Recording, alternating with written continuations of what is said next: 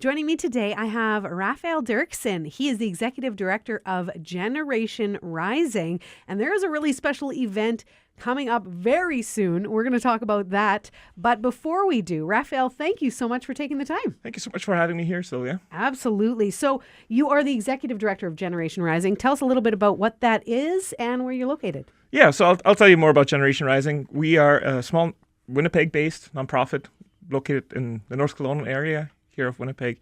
And we're just incredibly passionate about breaking the cycle of poverty and bringing faith to children. And so we think the best way to combine those two things is by supporting and promoting a high-quality Christian education for children living in poverty. And our specific kind of field are Latin American countries. So we partner with schools in Paraguay, Honduras, and Nicaragua.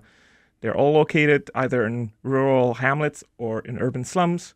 They provide the kind of education to children that live in poverty that you would otherwise never see in those areas. And at the same time, introduce these children to the love of Jesus Christ. I love that. Yeah. You also have a connection with Paraguay, is that right? That's right. So I grew up in Paraguay, and part of where Generation Rising comes from is that connection to Paraguay and wanting to give back to the place where a bunch of people here in Winnipeg had come from. And so that's how a group of friends started this organization, and it's kind of expanded and grown from that.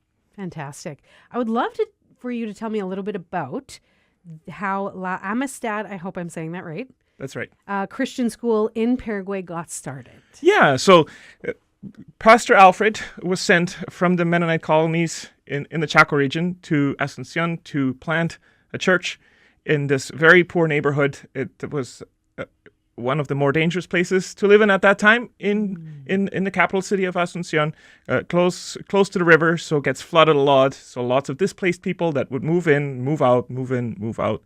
Gang activity, lots of drug problems, and the violence that comes with that. And one night in 2009, Pastor Alfred's house was broken into at 4 o'clock in the morning, and he ended up being stabbed, had to rush to the hospital, and that led to him not only forgiving these two young boys who stabbed him, who he recognized because he had seen them on the street, but also led him to think about how can we change our community? How can we work with these boys from an early age so that they don't get addicted to drugs? They don't end up in alcohol. They don't end up in violence. And the solution was we should start a school. And so in early 2010, classes started. And in early 2010, we heard Pastor Alfred's story, and we threw it out to people, mostly here in Manitoba, because at that time, that's who we were connecting with, and people responded. And so what started with a few students now has over 400 students in that location, and they've added a second school about an hour away, so they have 230 students there. So from that story of forgiveness, they're reaching over 600 students now. And the most beautiful part of that story, and you'll get to hear this story if you do come to the concerts, is that the children of one of the boys who stabbed Pastor Alfred go to school at this school. Wow, that's powerful. Yeah. Oh, my goodness. I would love to hear a little bit more, if you don't mind, how Canadians have helped Pastor Alfred's vision start and continue. Yeah, so all of it started with a dream from Pastor Alfred and his wife and his church. They were able to build the first classroom and start classes. He will always say, we started with a big dream and a little belief in a big God. And so we just held an event in 2010, and we told the story. A few years later, we invited Pastor Alfred to come and tell his story as we were looking to expand. And so now, 15 years later, the Canadians and especially Manitobans have helped the school build new classrooms several times. The school now takes over almost a whole block in this very small little area, so the blocks aren't as big as city blocks here. And the school has had to cobble together buildings to make things work, but all of it really has been done by people, and a lot of people from here, from Winnipeg, lots of people from Steinbach and Winkler. And truly the school couldn't be what it is today without help from here. And part of the reason we're bringing this group of students and Pastor Alfred is to say thank you, to share the story again, but also to show those who've really stepped up, to show the fruits of that investment. And so we're very excited about it. I would love to hear, have you ever visited that school? Oh, yes. Yes, I Nice. have. Yes. I go. I do get to go, and it's one of my favorite things. I get to hear the stories. I get to take the pictures, and I love it. That's fantastic. Tell us about this event and this cross-Canada tour that's happening. Yeah, so we are halfway through our cross-Canada tour. We started with this group of students, so we have 9 students, and then the 4 staff from the school. And we've started this tour last week in Ontario, and now we're in Manitoba. This is our home territory, and we're excited to be here, and we're excited to show these students.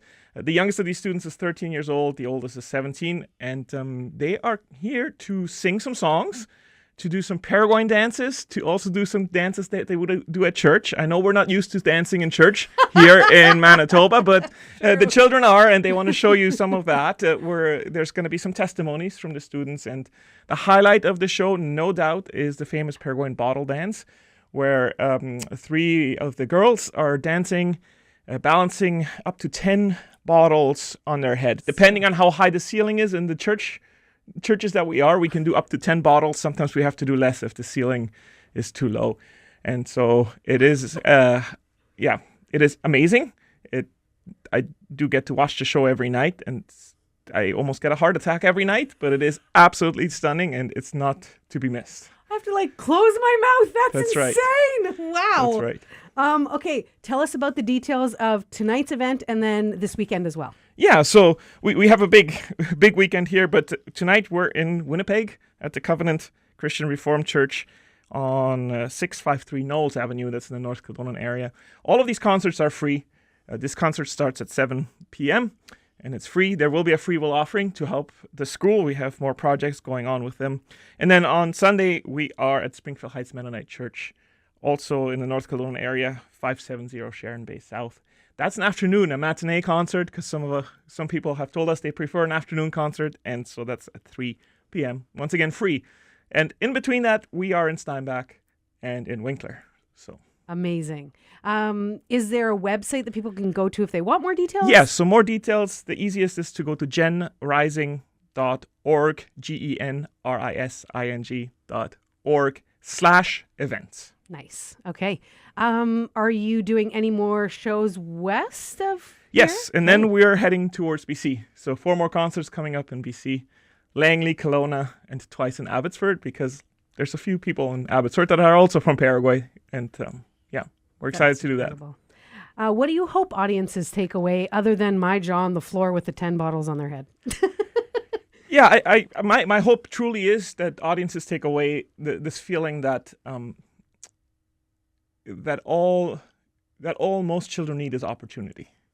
That it is not where you're born shouldn't determine where you're born, and what family you're born into shouldn't determine what you get to do in life. And so my hope is that people will be encouraged and say, wow, this is amazing. I hear their story and then I see what they're doing. And they're just amazed by God's goodness and what people can achieve. Mm-hmm. My hope is also that people might say, hey, we want to join the story of what La Amistad is doing, what our other schools are doing in Nicaragua and Honduras, and we want to be part of investing into young people like that. That is incredible. Well, I really appreciate you coming down, Raphael, and sharing all about this. Is there anything else you'd like to share today? No, I'm just truly thankful, and I would like to invite everyone to come. I think you'll be blown away, and I would love to see you there.